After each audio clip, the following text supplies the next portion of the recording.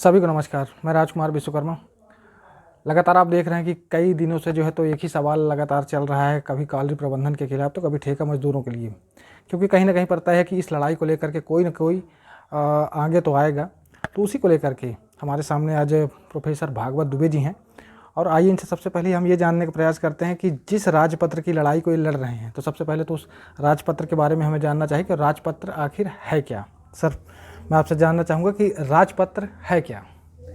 राजपत्र भारत सरकार द्वारा जितने भी आदेश, नियमों में परिवर्तन, विधानसभा में पारित या लोकसभा में पारित या संसद में पारित जो कानून है, माने सरकार की ओर से जितने भी चीज़ें जारी होती हैं, चाहे कानून हो,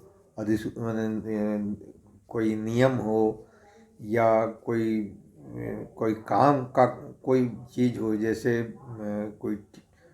कोई आदेश देना हो किसी प्रकार का, तो वो राजपत्र में उसको प्रकाशित करते हैं।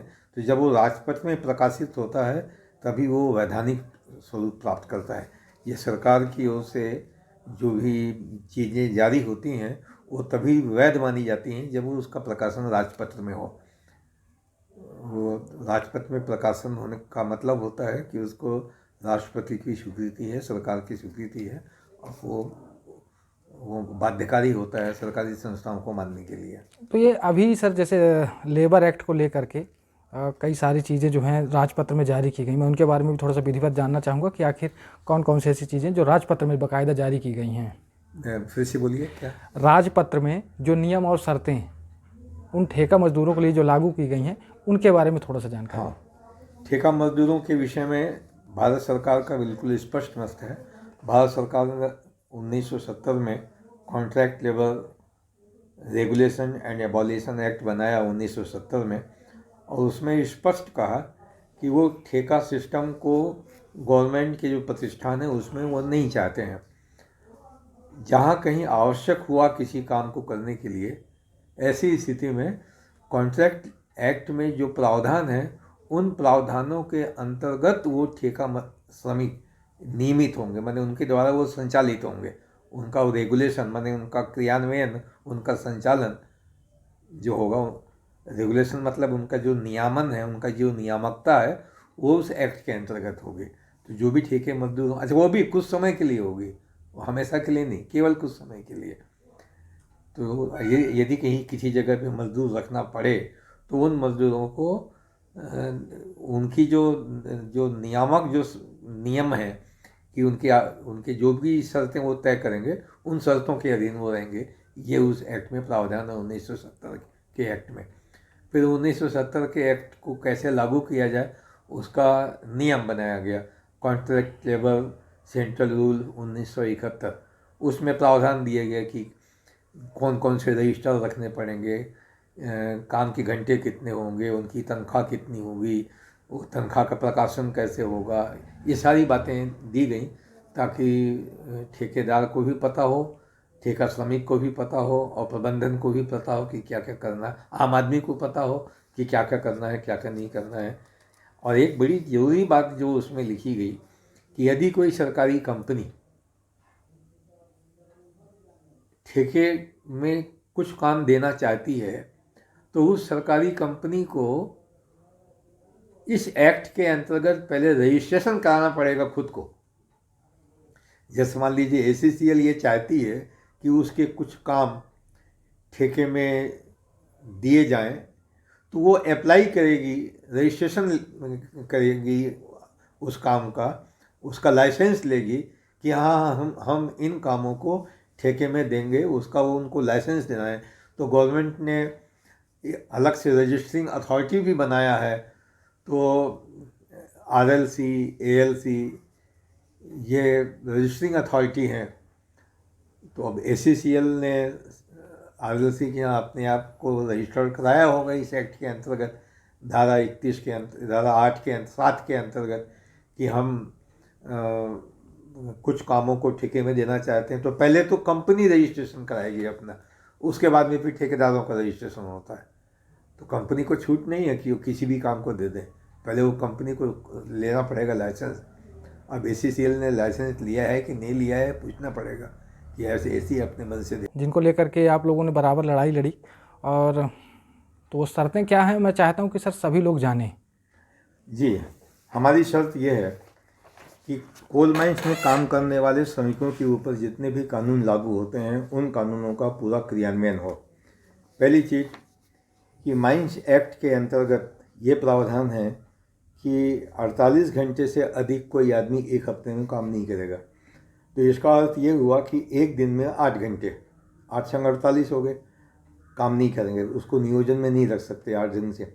यहाँ ठेकेदार लोग 12-12 घंटे काम कराते हैं, ज़्यादा काम कराते हैं। तो पहली शर्त ये थी कि माइंस एक्ट के हिसाब से 8 घंटे की शिफ्ट हो।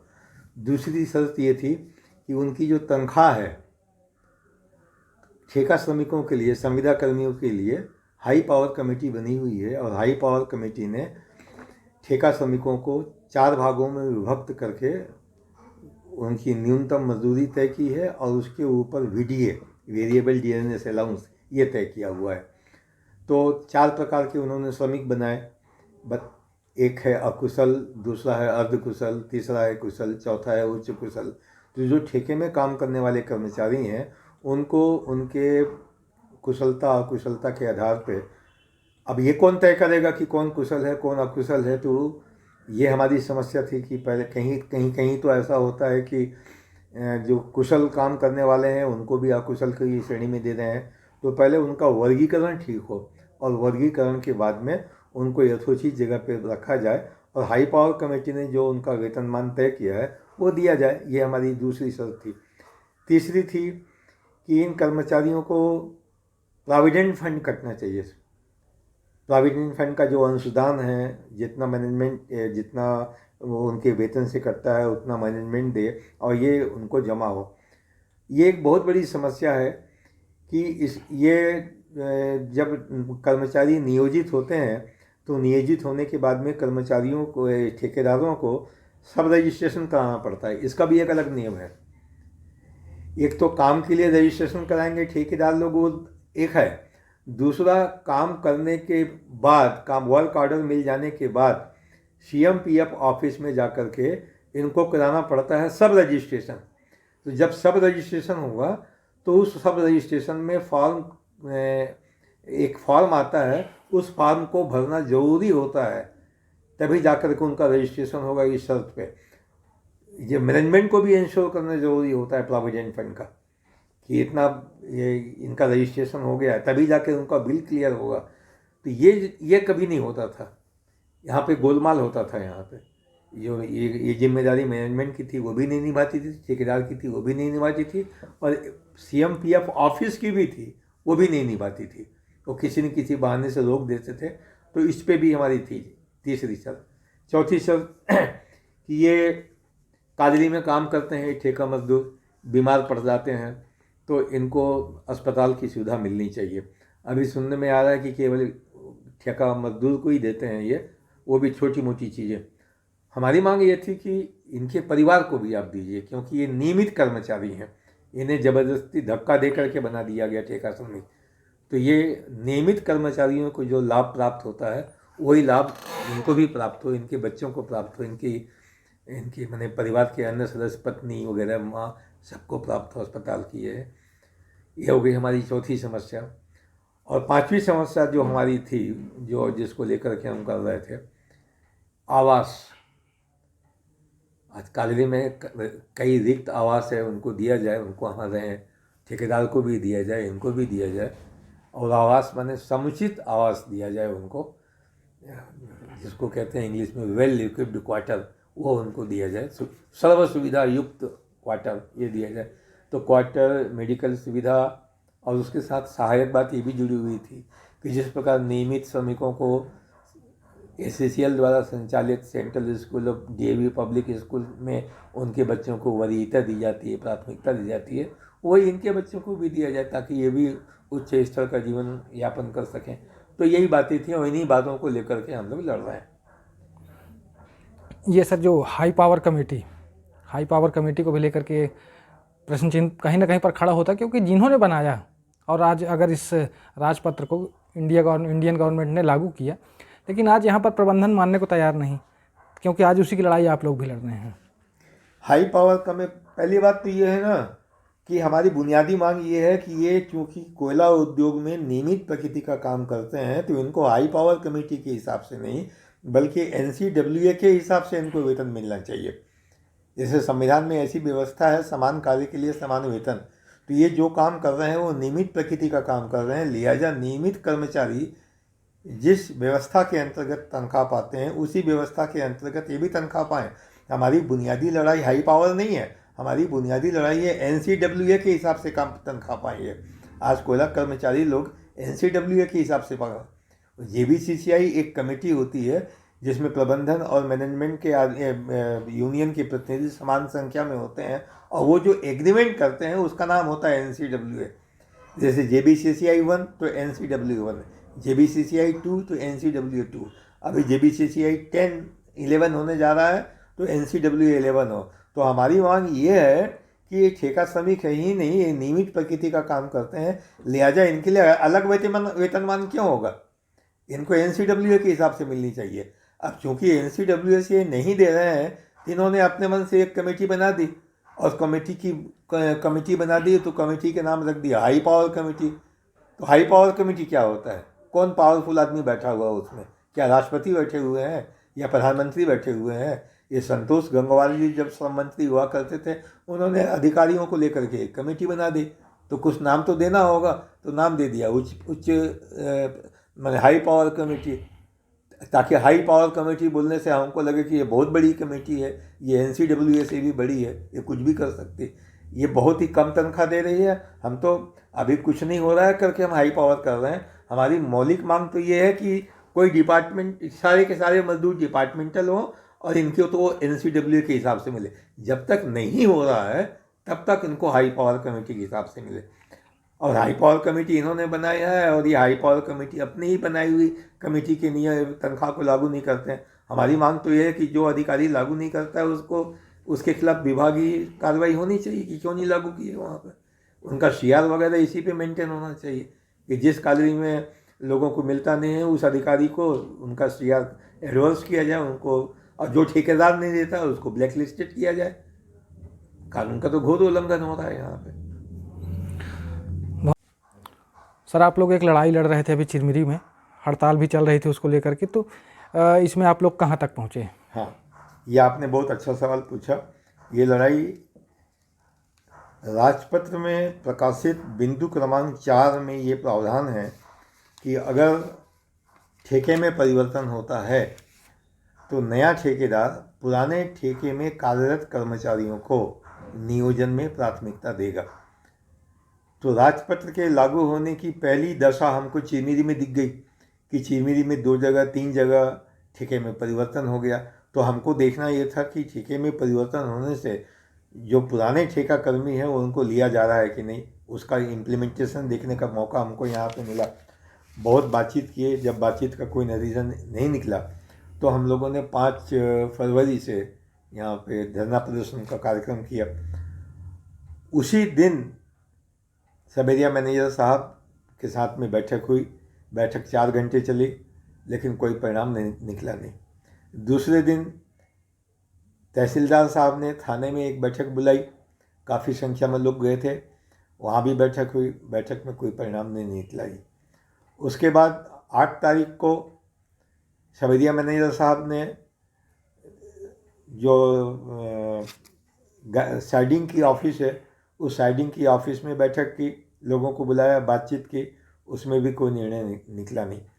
और हुआ क्या कि इसके पहले हम लोगों ने कलेक्टर साहब को ज्ञापन दिया था कि चूँकि राजपत्र भारत सरकार का है और IAS अधिकारी होने के नाते कलेक्टर जो है भारत सरकार के प्रतिनिधि हैं, राज्य के तो ही हैं, भारत सरकार के भी प्रतिनिधि हैं, लिहाजा वो ये सुनिश्चित करें कि ये लागू हो रहा है कि नहीं लागू हो रहा है।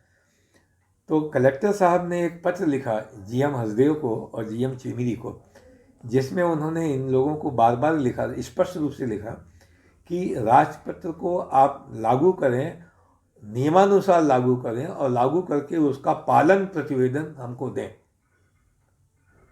तो जब कलेक्टर साहब का ये पत्र आ गया तो हमने कहा कि अब तो आपको लागू करना है, आप लागू करके कलेक्टर साहब को बताइए कि आपने लागू कर दिया है, हमारी ड्यूटी खत्म, अब आपको लागू करना है कलेक्टर साहब के आदेश पे।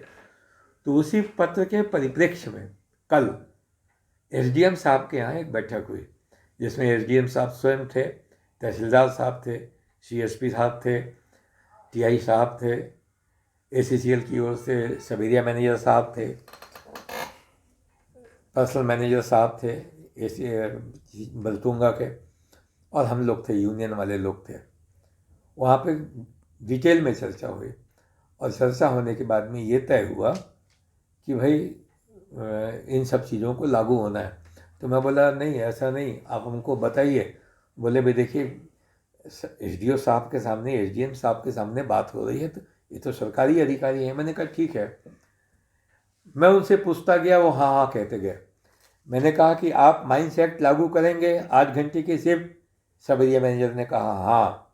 मैंने कहा कि आपके यहाँ हाई पावर कमेटी में जो स्किल्ड वर्कर, अनस्किल्ड वर्कर बताए गए हैं, तो आप बताइए कि ड्राइवर किस कैटेगरी में आएंगे? तो उन्होंने कहा ड्राइवर आएंगे स्किल्ड कैटेगरी में। मैंने पूछा ऑपरेटर किस कैटेगरी में आएंगे? बोले वो स्किल्ड कैटेगरी में आएंगे। मैंने पूछा कि सुपरवाइज़र किस कैटेगरी में आएंगे? तो बोले कुछ सुपरवाइज़र ऐसे होते हैं जो पर्ची वर्ची बांटते हैं, तो उनको हम अनस्किल्ड में रखेंगे, बाकी को सेमी स्किल्ड में रखेंगे। मैंने कहा बाकी? बोले बाकी लोग अकुशल हैं, उनको अकुशल में रखेंगे। मैंने कहा कि सीएमपीएफ आप देंगे कि नहीं? बोले हाँ, सीएमपीएफ और ईपीएफ।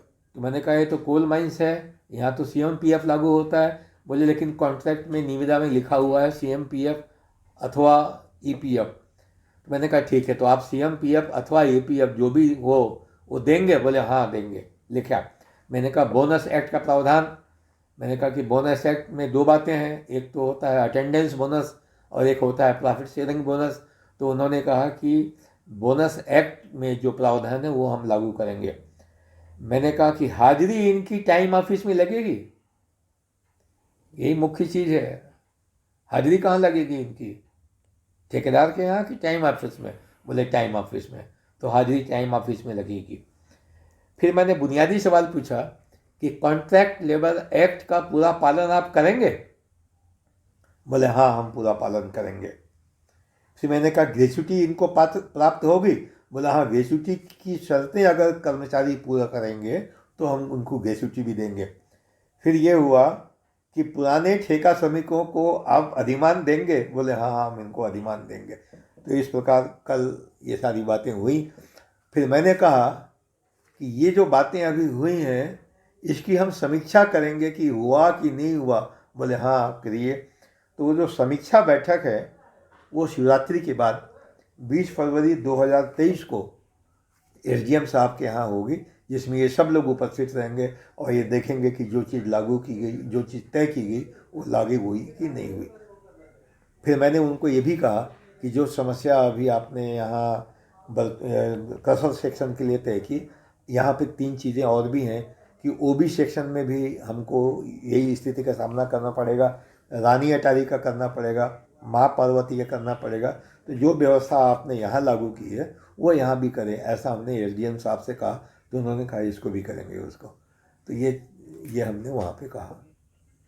बहुत बहुत धन्यवाद सर, आपकी इस जानकारी के माध्यम से मुझे लगता है कि कई सारे लोगों को शायद कुछ जानकारियाँ मिल पाएँ, क्योंकि यहाँ पर जो है तो रूल्स ऑफ रेगुलेशन सब कुछ बराबर चल रहे हैं, लेकिन यहाँ पर देखा जाता है कि कोई मानने को तैयार नहीं। तो इसी की लड़ाई जो है तो हमारे प्रोफेसर भागवत दुबे जी जो है तो लगातार लड़ते चले आ रहे हैं, और आज से नहीं बल्कि यह कहा जाए कि 1973 1978 से लगातार इनकी जो ये लड़ाइयाँ हैं लगातार चलती आ रही हैं। और अभी हाल फिलहाल वर्ष 2021 और 22 में फरवरी में एक राजपत्र लागू होता है, और उसी राजपत्र की लड़ाई लगातार चल रही है, क्योंकि राजपत्र में वो सारी नियम और शर्तें जो बाकायदा किसी और ने नहीं बल्कि इंडियन गवर्नमेंट ने बनाया, और उसी के तत्वाधान में जो है तब ये लड़ाई लड़ी जा रही है। तो चलिए अगली बार हमारी मुलाकात फिर होगी कुछ ऐसी चर्चाओं के साथ, और कुछ ऐसे मुद्दे जो कि कहीं ना कहीं पर नियम कानूनों में और इन प्रपत्रों में सब कुछ जारी तो है, लेकिन इनको मानने के लिए कोई तैयार नहीं है। और ये जब तक लागू नहीं होता तो मुझे लगता है कि RCWF की ये लड़ाई जो है लगातार चलती रहेगी। तो अगली कड़ी में हमारी मुलाकात फिर होगी। मैं राजकुमार विश्वकर्मा, धन्यवाद।